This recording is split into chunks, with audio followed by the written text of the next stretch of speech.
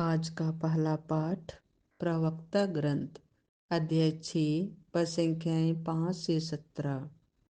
प्रिय शब्दों से मित्रों की संख्या बढ़ती है और मधुर वाणी से मैत्रीपूर्ण व्यवहार। तुम्हारे परिचित अनेक हों, किंतु तुम्हारा परामर्शदाता सहस्रों से में से एक। परीक्षा लेने के बाद किसी को मित्र बना लो, उस पर तुरंत विश्वास मत करो।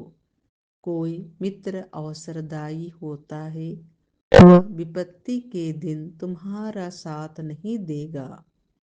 कोई मित्र शत्रु बन जाता है और अलगाव का दोष तुम्हें ही देता है। कोई मित्र तुम्हारे यहाँ खाता पीता है, किंतु विपत्ति के दिन दिखाई नहीं देता। समृद्धि के दिनों में वह तुम्हारा अंतरंग मित्र बनकर तुम्हारे नौकरों पर रोब जमाता है, किंतु दुर्दिन आते ही वह तुम्हारा शत्रु बनकर तुमसे मुंह फेर लेगा। तुम अपने शत्रुओं से दूर रहो और अपने मित्रों से सावधान।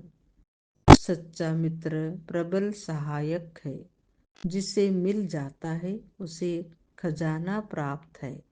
सच्चा मित्र एक अमूल्य निधि है, उसकी कीमत धन से चुकाई नहीं जा सकती। सच्चा मित्र संजीवनी है, वह प्रभु भक्तों को ही प्राप्त होता है। प्रभु भक्त मित्रता का निर्वाह करता है, वह जैसा है उसका मित्र वैसा ही होगा। यह प्रभु की वाणी है। संत मार्कुस के अनुसार पवित्र सुसमाचार अध्याय 10 पद संख्या 1 से 12।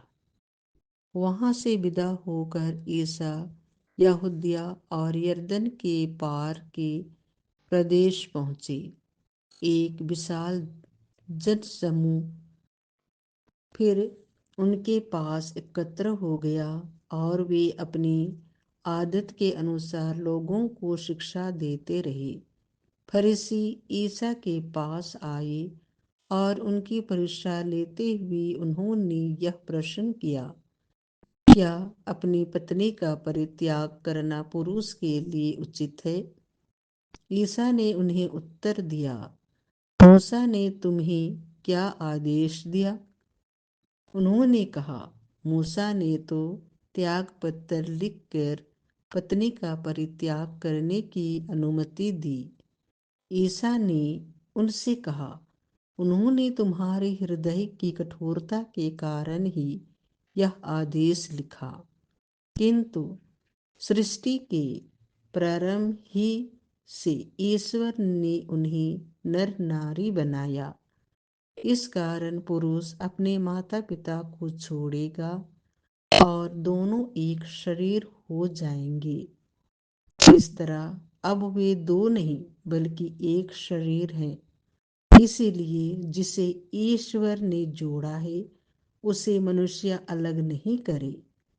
शिष्यों ने घर पहुंचकर इस संबंध में ईसा से फिर प्रश्न किया और उन्होंने यह उत्तर दिया, जो अपनी पत्नी का परित्याग करता और किसी दूसरी स्त्री से विवाह करता है, वह पहली के विरुद्ध व्यभिचार करता है।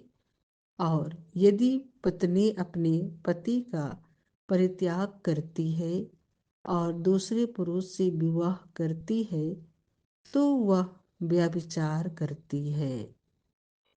यह प्रभु का सुसमाचार है।